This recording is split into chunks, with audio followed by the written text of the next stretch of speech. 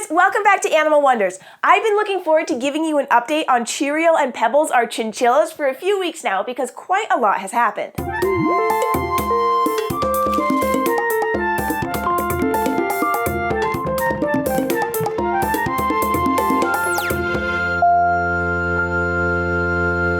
If you're just joining us on this chinchilla saga, here's a quick summary of our most recent adventures rescuing a chinchilla and getting to know her. You might also want to check out these 3 videos. A few months ago, we rescued an adult chinchilla who was sick and needed some TLC and a permanent home. We took her in and then we asked our viewers to help name her, and Pebbles won by popular vote. Once she was healthy, we were hoping she'd become best friends with her other chinchilla, Cheerio. Our first attempt at introducing Pebbles to Cheerio didn't go as smoothly as we'd hoped, but we wanted to keep trying, so we took a break for a week to let them settle down. And that's where we left off, so let's talk about what's happened since. I decided to take a different approach than just getting them used to each other. I needed to figure out how to work with their individual personalities. My goal was to get them both living in the large triple-decker enclosure. Since Cheerio is the calmer, less territorial one, I kept her in the large enclosure, while Pebbles stayed in Cheerio's previous home to get used to her scent. Pebbles is more territorial and less accepting of change, so I was hoping that by having her live in Cheerio's old space, it would make her feel like more of a guest and less possessive of the space. Over the next couple weeks, I let the two ladies interact in neutral territory a few more times. Unfortunately, with each encounter, Pebbles would become snarky and try and pick a fight.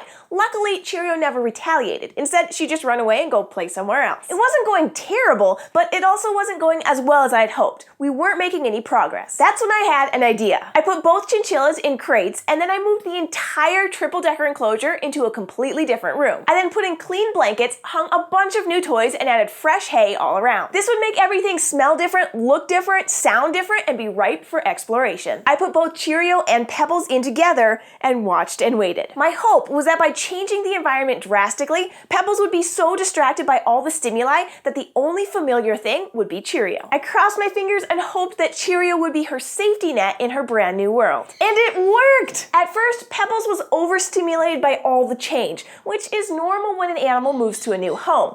She mostly hid and examined her surroundings from the safety of her hut. I watched and waited for Cheerio to come near. Usually, Pebbles would react aggressively, barking or lunging at her. But this time, because Pebbles was so distracted by everything else, when Cheerio came to say hello, she gave her a quick smell and then turned to pay attention to something else. Cheerio was left to calmly explore all the new toys and munch the hay, but she frequently checked in with Pebbles over the next few hours. By that night, Pebbles had settled in and began exploring her new space. Since she'd already had positive interactions with Cheerio, she just accepted her presence as part of the new situation. Then the best thing happened. They began grooming each other's faces. This is seriously the most significant behavior when introducing chinchillas. It signifies friendship and bonding. I was so happy after months of hoping and preparing. They were finally together, happy and socializing. It's been a few weeks now that Cheerio and Pebbles have been living together, and it's really cute because sometimes they'll sleep together, both cramming into their little hut, or they'll both sit on or inside the ceramic duster. Pebbles still prefers to hang out in her hut on the bottom, and Cheerio loves hanging out on the top shelf chewing up her toys. That's the beauty of having an enclosure with so much room.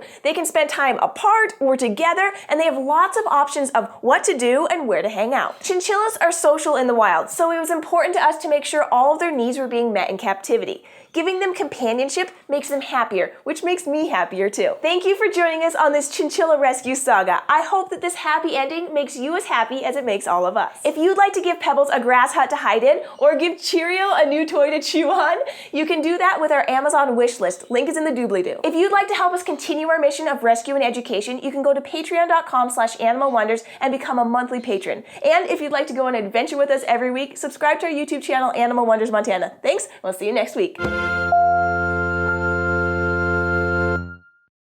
Aggressive snakes will be aggressive inside their enclosure, but once you get them out, they will calm down and they won't be as aggressive. But Freya has bitten me several times